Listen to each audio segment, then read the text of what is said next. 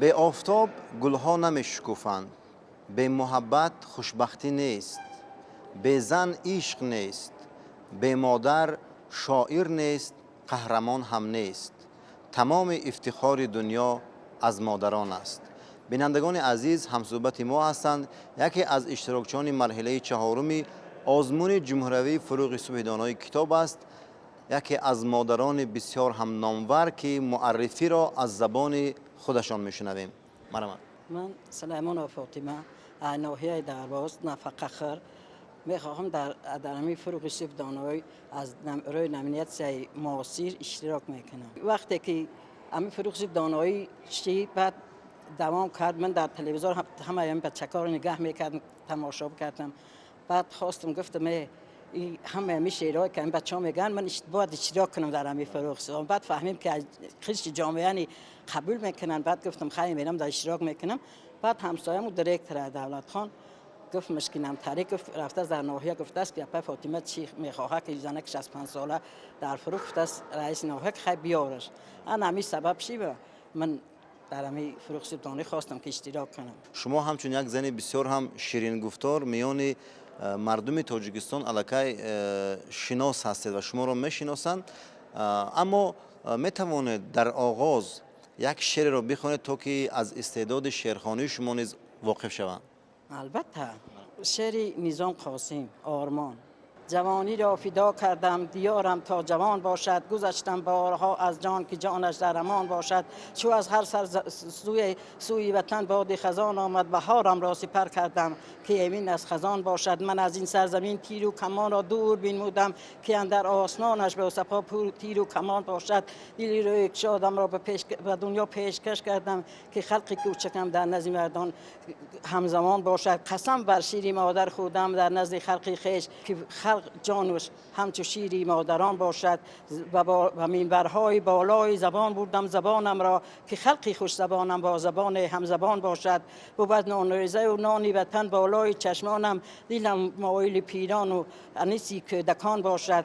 کنم تاج سر دنیا دلارا تاجیکستان را، زی تاج و تخت این دنیا همین هم آرمان باشد. شما تا امروز چند مصرع شعر را از بر کرده اید؟ من 10,000 مصرع و هم شعر غزل رباعی همه را از بر کردم.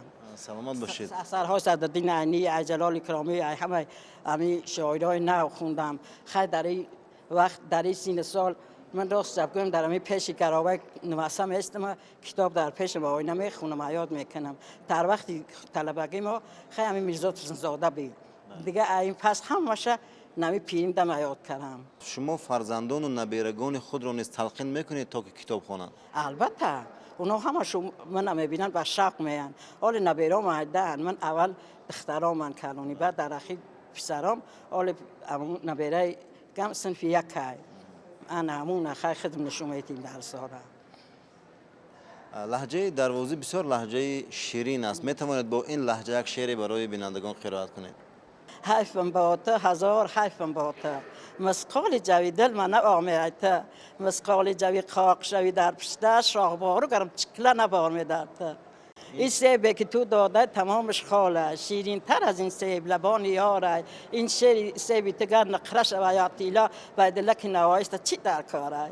استاد لایق میگویند که دلم خواهد روم بر کوی مادر، وجودم پر شود از بوی مادر. تمام روی دنیا را بگشتم ندیدم روی خوش جز روی مادر. شما برای مادر خود چی میگویید؟ با کنجی صندلی بنشسته شبها مادری پیرم، تو شاید جامعه دامادی میدوزی به صد نیت که روزی تو دیده در تنی من بشکنی ارمان.